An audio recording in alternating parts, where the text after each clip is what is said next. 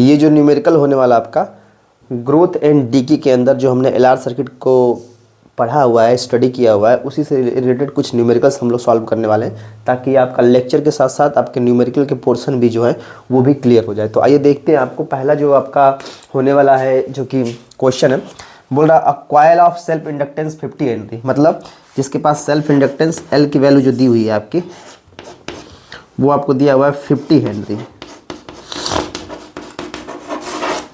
और बोल रहा है कि is connected to the terminals of a battery, EMF दिया हुआ, मतलब आपको ई की वैल्यू दिया हुआ है आपके पास 2 वोल्ट, और बोला through a resistance of 10 ohm, R की वैल्यू भी दिया हुआ है आपके पास 10 ओम।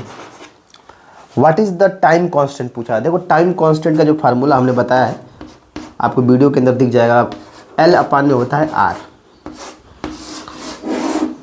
अब ध्यान से देखो, इसके अंदर पहला तो टाइम कांस्टेंट पूछा है, दूसरा पूछा what is the maximum current. अब देखो L lambda is equal to lambda जो है टाइम कांस्टेंट है, एल अपान में आर है।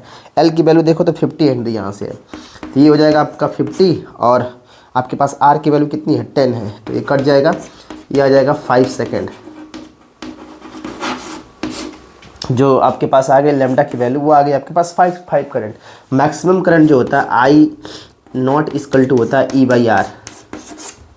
तो मैक्सिमम करंट ई की वैल्यू देखो ध्यान से कितना है 2 वोल्ट है, तो 2 वोल्ट हो गया। रेजिस्टेंस कितना आपके पास है 10 ओम है, यहाँ से होगा 10 ओम, कट जाएगा 1/5 आ जाएगा, या पॉइंट कह सकते हो 2 एम्पियर।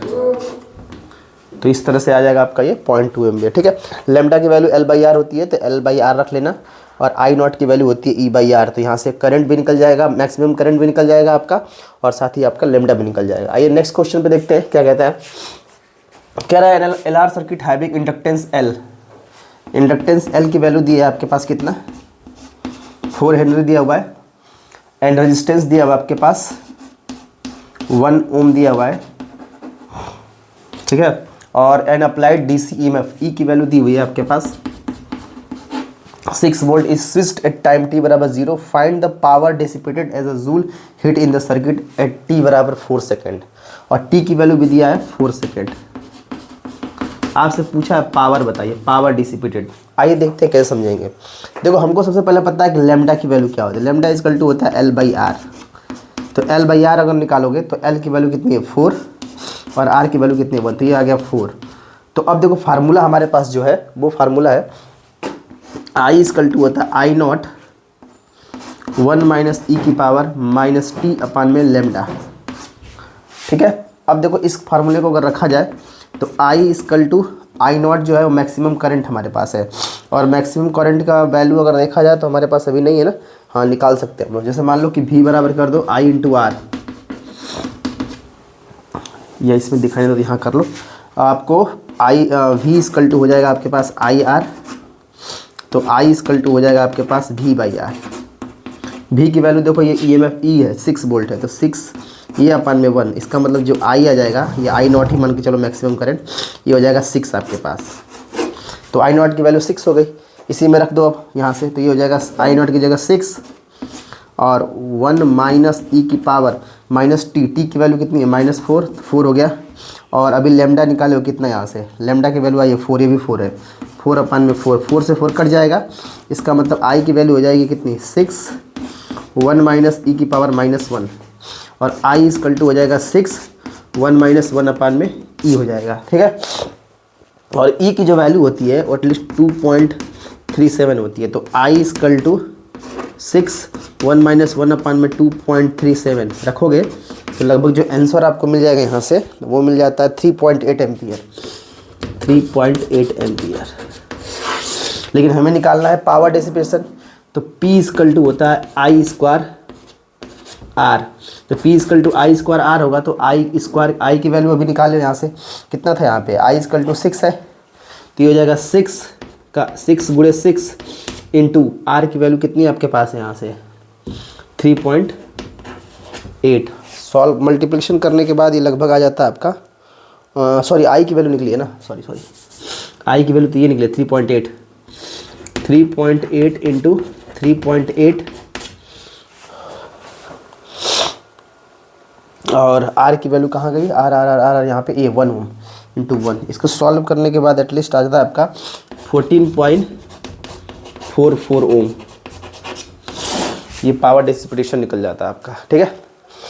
नेक्स्ट क्वेश्चन देखिए, कह रहा है कि सोलेनॉइड हैज इंडक्टेंस, इसमें भी दिया है एल की value 50 henry and resistance R की वैल्यू दिया है 30 ओम और it is connected to the 100 volt, मतलब V की वैल्यू दिया 100 वोल्ट, ठीक है। और how long will it take the current to reach out of half of its final value, time पूछा आपसे है कि टी की वैल्यू कितना होना चाहिए जब ये वैल्यू रीच कर जाए उसके मैक्सिमम वैल्यू के हाफ ऑफ।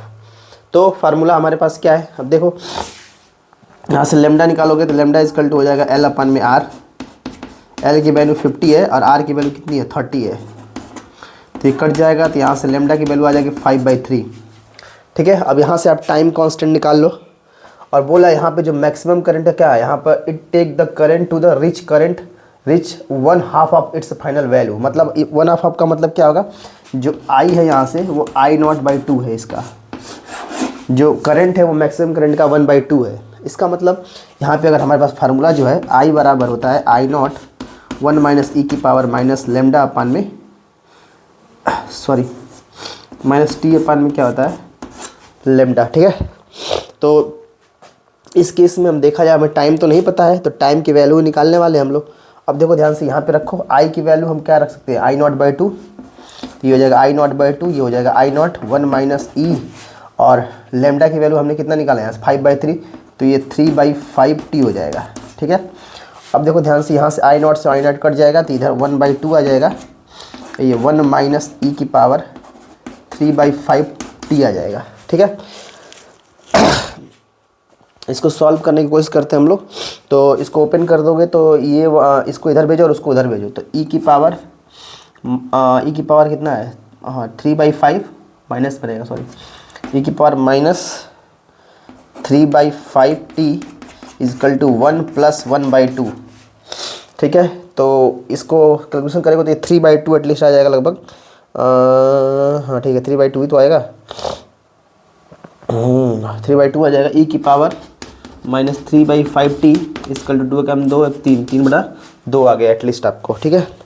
तो इसको सॉल्व करने के बाद 5 × 6 = 30, मतलब ये आ जाएगा ई की power minus 0.6t is equal to 3/2।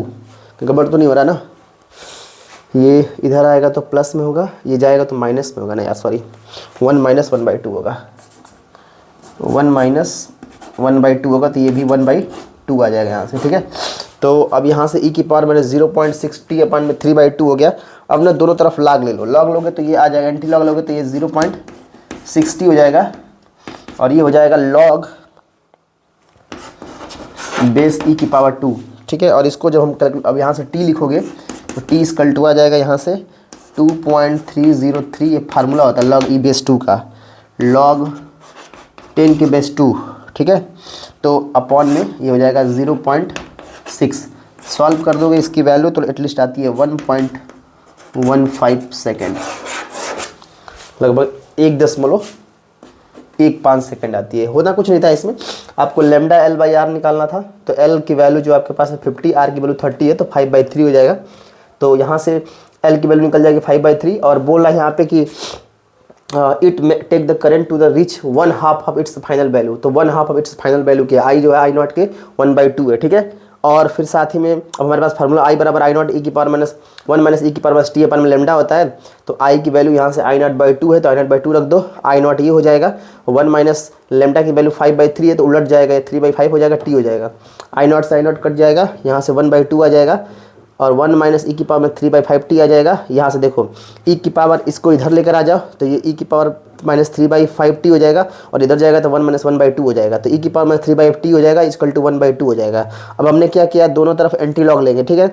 अब इसको सॉल्व करोगे 5/3 में तो 0.6t है, दोनों तरफ एंटी लॉग लेंगे तो 0.6t हो जाएगा और ये लॉग बेस ई की पावर 2 हो जाएगा। लॉग बेस ई की पावर 2 का फार्मूला था 2.303 इंटू 10 की लॉग 10 की पावर 2 इंटू 0.6, तो t बराबर जब कैलकुलेशन करोगे तो लगभग 1.5 सेकेंड आपको मिल जाएगा। तो ये